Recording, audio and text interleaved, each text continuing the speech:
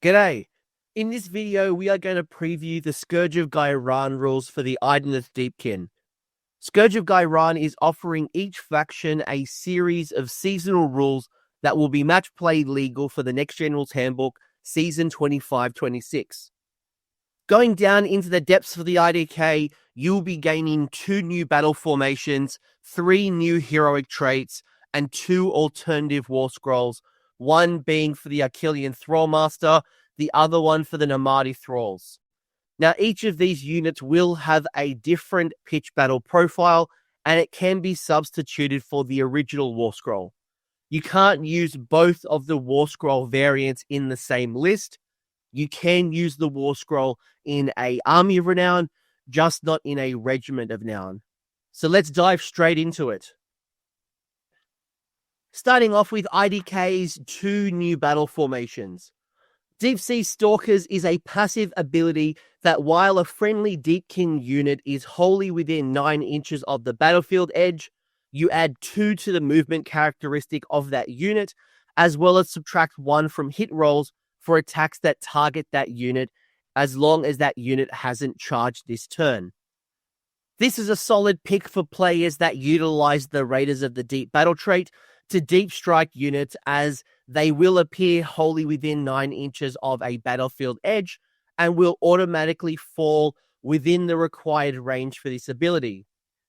Deep striking units like your Alepexes and your Nomadi Reavers can provide value to you even if they're not charging that turn, while benefiting from that -1 to hit. Alternatively, a +2 to the movement is going to help that unit move closer to its target, help it score an objective, especially in conjunction with the run and shoot and charge capabilities granted through the Flood Tide abilities. Although we don't know what's coming into the impending battle tome, either way, extra movement is only a good thing. Even if you're not playing into the Raiders of the Deep ability, your army will usually play pretty defensively in those early turns. So this ability can help you minimize the damage before you have that go turn of striking either in high tide, or if you're feeling confident, gamble for the double at the bottom of turn 2. This battle formation is going to grant you some strong defensive and mobility boosts for hugging the side of the board. While playing with this battle formation, you may consider using redeploy or countercharge for units to score in their own turns and then pull them back into those 9-inch zone areas, as that -1 to hit will be incredibly useful from a defensive boost point of view, and it's very easy to access. Ether Sea Predators is the other battle formation that triggers at the end of any turn. If any friendly or enemy units were destroyed this turn, for 1 command point, you get to pick a friendly Achillean Alepex that has been destroyed to be replaced, wholly within 9 inches of the battlefield edge, and more than 9 inches from all enemy units. It's incredibly rare for a turn outside of Battle Round 1 where a unit hasn't been destroyed, so you're always going to have access to the ability so long as you've taken Alepexes in your list, and obviously your Alepexes have been destroyed for the first time. Replacement units cannot themselves be replaced again, so your Alepexes can only be replaced once per model.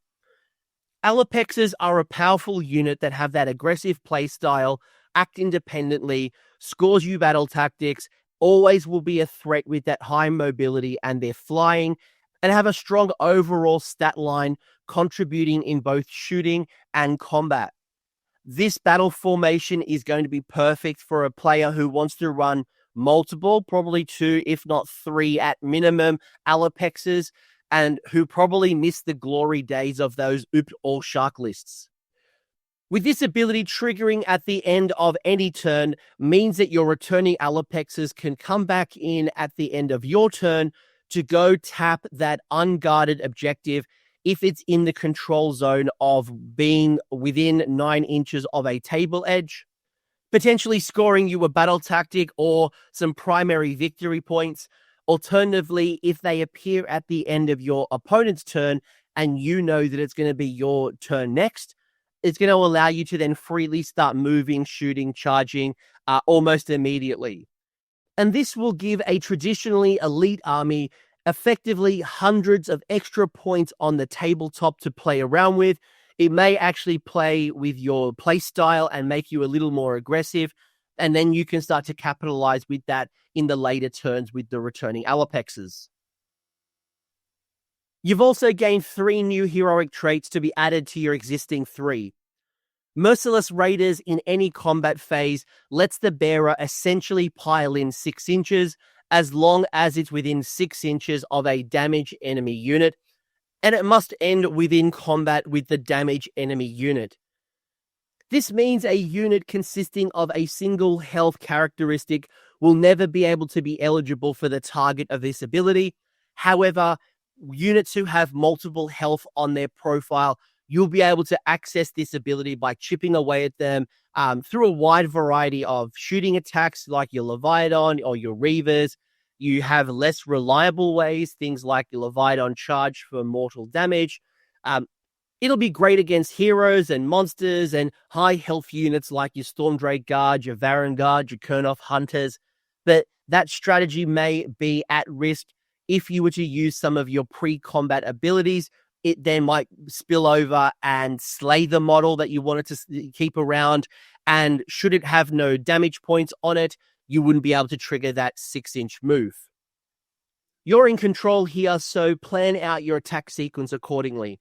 The secret sauce is that this ability isn't technically a pile-in, so you can make a retreat or a run move, end within 6 inches of the damaged unit, and then make that 6-inch move to the enemy unit in the combat phase, even though you weren't eligible for a charge. It can also be used in the enemy combat phase, so it's essentially a free countercharge as well. But because it's not a charge, it's a move happening in the combat phase, it's not going to provide you any charge bonuses and abilities that would require a unit to charge. You wouldn't be eligible, like your Achillean King or your Eidolon of the Storm. They have abilities requiring a charge. You wouldn't get access to that. It's also worth calling out here that it's a combat phase ability and it's not a fight ability. Lord of Storm and Sea is a passive effect that each time an ability returns at least one slain model to a friendly unit wholly within 12 inches of this unit, after that ability has been resolved, you can return one additional model to it. So this is going to work with any type of recursion abilities that are going to restore dead models. Things like your Rally Command, things like your Soul Render's Lurid Light ability. And while this is obviously easier to access with your Nomadi units because of their lower health value, your Ishlan and Morsar Guard units can also benefit via Rally. And using their musicians to give them that extra Rally dice, it will roughly work out to be a 50-50 chance of returning a slain model and triggering this ability to gain a second eel back. It becomes a bigger gamble with your eels if they are already damaged, so you're best on getting more consistent results through your Nomadi units. Now, this trait does form a strong combination with Lurid Light because it can target up to 3 units and thus restore up to 3 additional models, obviously spread out across 3 different units. This could form up a good combination with your Soul Render because both of the abilities would be identical in their range and nature. The final heroic trait is the Endless Sea Storm, where once per battle in any hero phase, it will give a wizard an extra power level for the rest of the turn. Or it will turn a unit that isn't a wizard into a wizard with a power level of 1. In addition to either one of those selections, you can add 2 to the next casting roll or banish roll for this unit this turn. Now, the timing is important to make the most of this ability, as it could be easily wasted on an unimportant spell or banishment. The bonus to the next casting or banishing roll is significant, and it will usually overpower most unbind attempts. And the timing of this ability means that it can be used after an earlier cast, so you can bank this up and save it for that important high casting value attempt. A solid example of this playing out would be the Eidolon of the Sea using Steed of Tides to get within 12 inches of multiple units, then using this ability to greatly increase the odds of successfully casting that devastating Tsunami of Terror spell. This ability would then stack with the Eidolon of the Sea's built-in +1 to cast, which makes it a little easier to plan out that magical sequence to help you with the key spells that you need to go off and take advantage of that extra spell within this particular phase. I'm sure there is a lot of great ways that you can think about this trait, either using it offensively or defensively. IDK did also gain 2 alternative Warscrolls that are optional to use.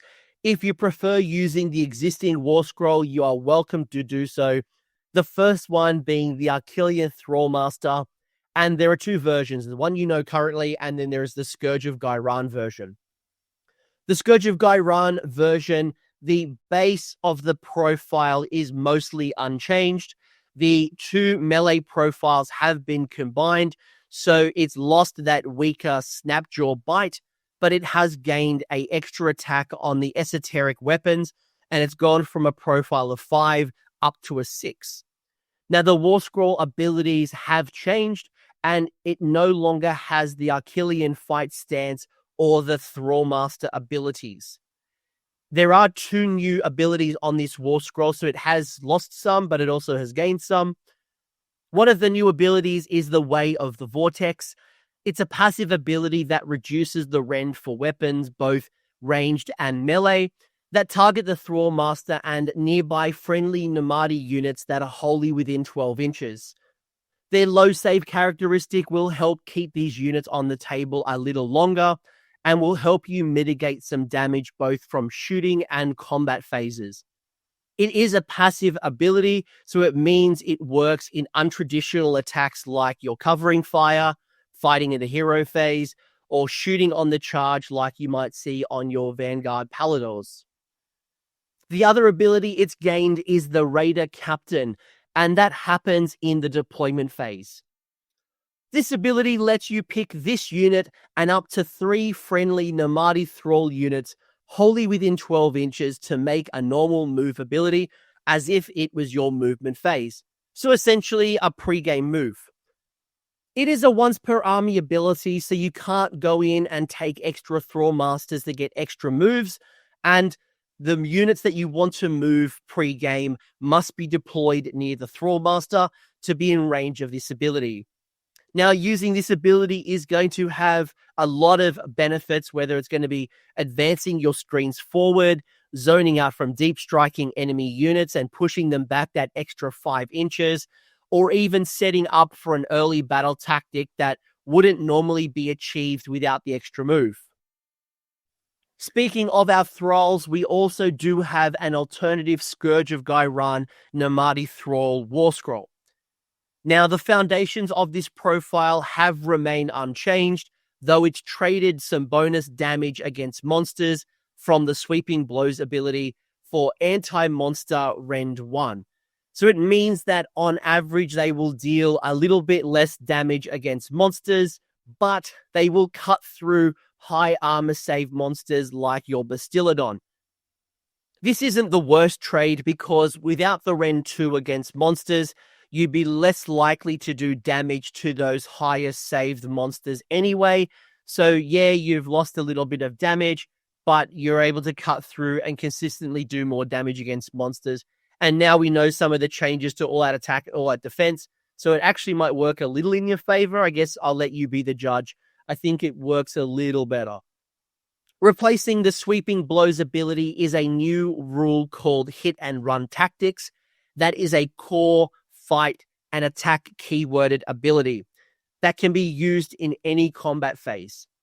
This means that this ability will replace the universal fight ability, and it's near identical to the traditional fight ability, except that it has this extra feature in the ability that lets you make a move after resolving its attacks if you roll a 3-up.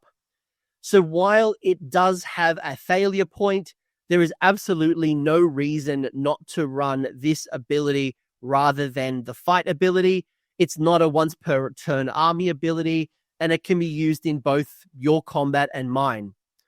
Now, the main weakness of Thralls are its mobility and its durability, and if you can roll the 3 up, this will definitely assist you with the both, because it will allow your Thralls to potentially leave a combat after fighting, which means that they get those extra inches of movement without having to retreat in their own movement phase, and it can help you avoid being hit back after they've fought in combat.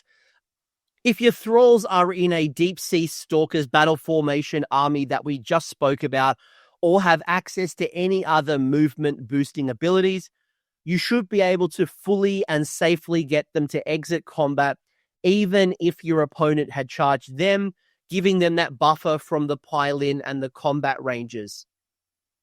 This could also allow a charging Namadi unit to potentially steal an objective in the same manner that you would if you had power through, except your Namadi wouldn't be able to use power through, and I guess it saves you a CP anyway. So a lot of interesting new mechanics here on your Thralls. Overall, there is some positive additions here for the Idoneth Deepkin from the new battle formations, the new heroic traits, and your 2 alternative Warscrolls. There is a lot to like here, especially if you are a Namadi enthusiast, but even if you're not, the new battle formations and heroic traits could go on and support your eels, your turtles, and your shark builds.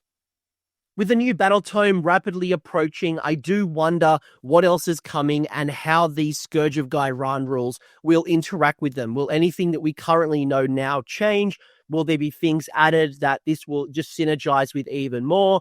I guess TBC. But if you want to start putting on your tinfoil hat, theory crafting and list building, why not come over to the AOS Coach Discord server, where we have plenty of dedicated spaces for all of the factions, including your Idoneth Deepkin. The link is down below in the episode description. Thanks for hanging around until the end. I hope you enjoyed that video and you walked away with a few new ideas. Now, if you did, I would love it if you pressed like on the video, as well as left me a comment with your thoughts. The conversation will continue over on Discord, and the link is down below in the episode description.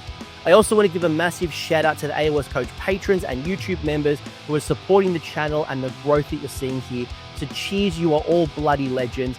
And until next time, don't roll a double 1 on a spellcast.